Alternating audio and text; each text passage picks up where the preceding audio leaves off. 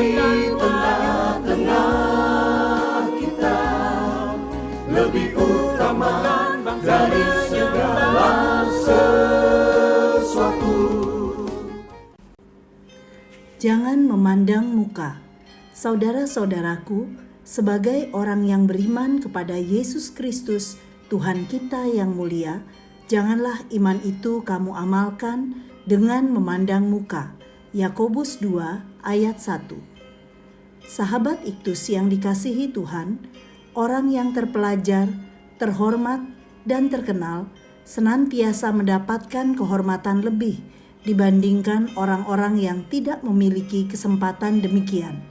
Sikap membedakan ini pun tidak jarang dijumpai di lingkungan gereja yang lebih memberikan kesempatan dan penghormatan bagi yang kaya dan sebaliknya meremehkan bahkan menghalangi yang tidak kaya untuk mengekspresikan dirinya. Bagaimana kita meresponi hal ini? Dalam Yakobus 2 ayat 1-7, Yakobus membahas masalah yang lazim terjadi di tengah-tengah jemaat, yaitu sikap memandang muka atau pilih kasih. Dengan gamblang, ia mengatakan bahwa orang yang percaya pada Kristus tidak boleh memandang muka. Mengapa Yakobus begitu prihatin dengan masalah memandang muka di dalam jemaat? Beberapa hal ini akan menolong kita untuk tidak memiliki sikap pilih kasih atau memandang muka. 1. Kebiasaan memandang muka. Di sini Yakobus sedang mengecam suatu kebiasaan buruk di antara jemaat. Ia menunjukkan betapa jahatnya dosa memandang muka, yang justru menjadi suatu kejahatan yang bertumbuh dalam gereja-gereja sejak masa gereja mula-mula. Pada masa sesudahnya yang telah merusak dan memecah belah orang Kristen dengan menyedihkan. Saudara-saudaraku, sebagai orang yang beriman kepada Yesus Kristus, Tuhan kita yang mulia, janganlah iman itu kamu amalkan dengan memandang muka. Yang menyedihkan adalah bahwa sikap memandang muka ini terjadi justru dalam rumah ibadah, ketika orang beribadah kepada Tuhan, ayat 2 dan ayat 3. Yang kaya dihormati, yang miskin dihina. Kesalehan demikian bertolak belakang dengan kesalehan yang sejati. Yakobus 1 ayat 26 dan 27. 2. Sikap memandang muka. Tindakan memandang muka itu memperlihatkan isi hati orang yang bersangkutan. Pertama, orang ini lebih menghargai kekayaan daripada menghormati moralitas atau kesalehan. Kedua, dia memperlihatkan hal-hal yang bersifat superficial, misalnya pakaian indah atau pakaian buruk, atau diterjemahkan kotor, ayat yang kedua. Dan ketiga, dia sudah bertindak sebagai hakim dengan pikiran yang jahat, ayat 4b. Jadi orang ini bertindak sama seperti hakim, padahal bukan. Dia bersikap subjektif dan berprasangka buruk terhadap orang miskin yang baik-baik hanya karena pakaiannya kotor. Orang miskin sejak awal sudah berada dalam posisi yang tak menguntungkan. Para penatua yang berprasangka tidak memeriksa perselisihan dengan objektif. 3. Sikap tidak memandang muka. Dimulai dari cara pandang yang benar. Bukankah Allah memilih orang-orang yang dianggap miskin oleh dunia ini untuk menjadi kaya dalam iman dan menjadi ahli waris? Ayat 5.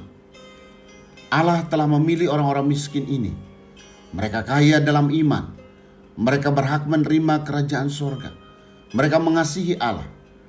Perhatikan, mereka dipuji bukan karena kemiskinan, tetapi iman mereka. Selanjutnya, ukuran melakukan kebaikan kepada tiap orang agar tidak terjebak pada pola memandang muka adalah dengan menjadikan hukum utama sebagai landasan.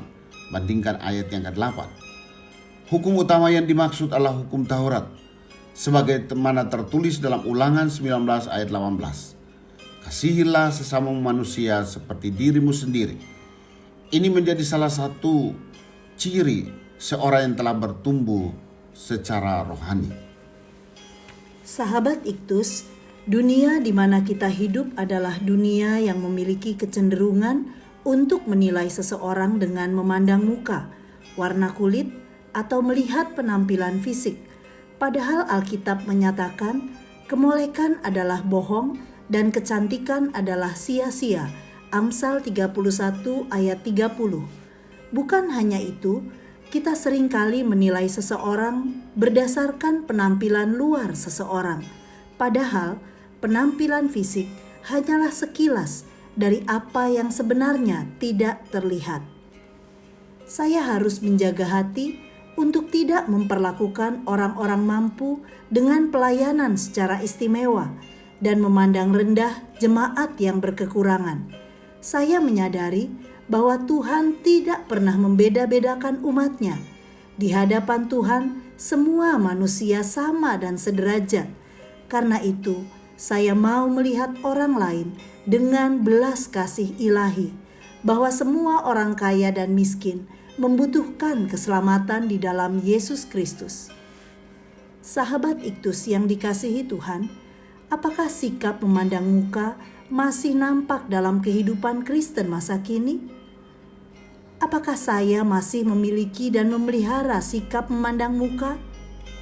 Sikap apa yang harus saya kembangkan untuk tidak memiliki sikap memandang muka?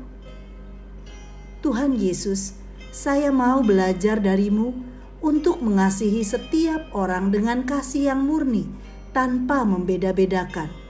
Saya telah menerima kasih karunia darimu secara cuma-cuma. Karena itu, seharusnya saya mengasihi orang lain dengan kasih yang telah saya terima darimu. Ampuni saya Tuhan, karena seringkali hanya memperhatikan apa yang nampak secara kasat mata. Padahal lebih dari kekayaan jasmani, banyak orang yang membutuhkan untuk kaya dalam iman. Saya rindu untuk menjadi agen kasih-Mu ya Tuhan. Amin. Tuhan tidak pernah memandang muka, Ia selalu melihat hati. Kristus ada di tengah-tengah kita, lebih utama dari segala sesuatu. Kristuslah yang harus ku beritakan hingga datangmu